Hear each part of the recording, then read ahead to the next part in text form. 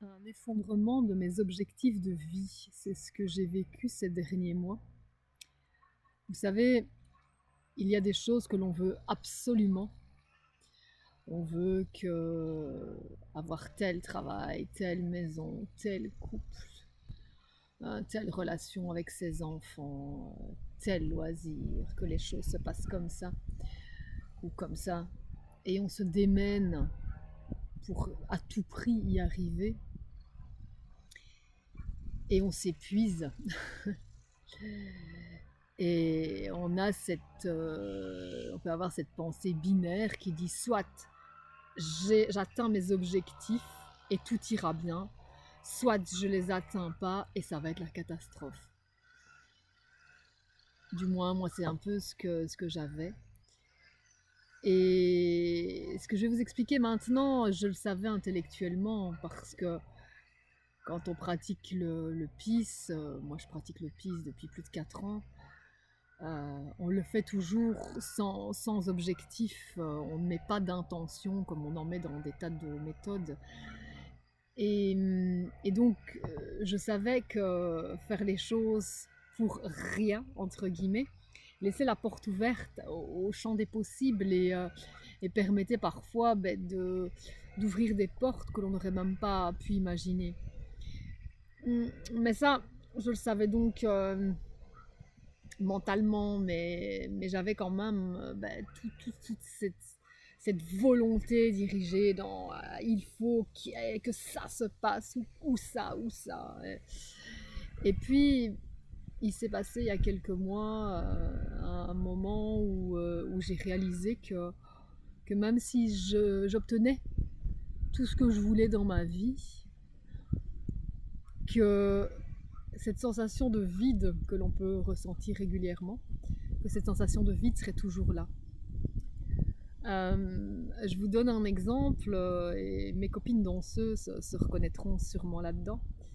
Quand on prépare un spectacle, on vit à fond pour le spectacle pendant des semaines et des semaines.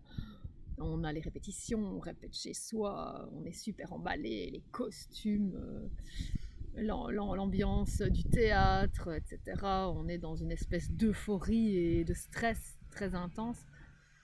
Le spectacle se passe, c'est super, on est content, et puis on reprend sa voiture, et là c'est le vide total.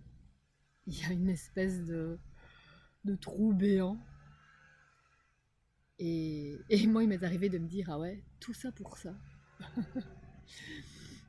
Et j'ai vu ça pour tout ce que je voulais absolument obtenir. J'ai vu que cette sensation de vide persisterait même si j'obtenais tout ce que je voulais.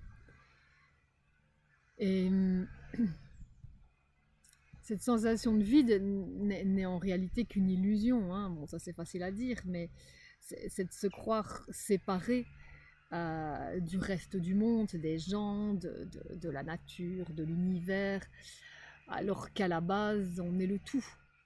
Et donc cette sensation de vide vient du fait que ben, on a oublié qu'on était cette totalité.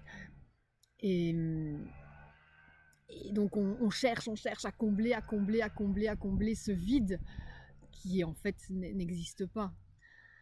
Et, et c'est cette observation, cette prise de conscience, cette réalisation que voilà, que dans tous mes objectifs, j'étais en train de m'épuiser, et que c'était un peu, ça n'avait pas beaucoup de sens, ça ne servait à rien. Que c'est pas ça qui m'apporterait ce sentiment de plénitude.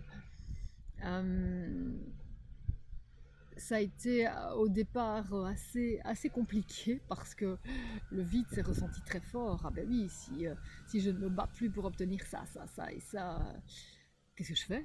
Qu'est-ce que je fais? Qu'est-ce que je fais quoi de ma vie alors? Waouh!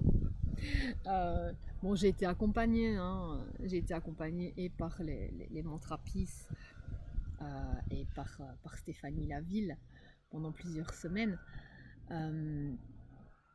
Et petit à petit, ben, tout s'est mis en place, Et là commence à apparaître que ben, il peut exister un élan qui n'est pas un élan pour obtenir quelque chose, mais juste un élan de vie. Et, et ça c'est cadeau parce que la pression sur tout ce qu'on vit diminue fortement et on peut vivre comme ça à 360 degrés et le cœur ouvert et juste vivre ce qui est à vivre et déposer les armes. Je peux vous aider, je peux vous accompagner sur ce chemin si vous le souhaitez.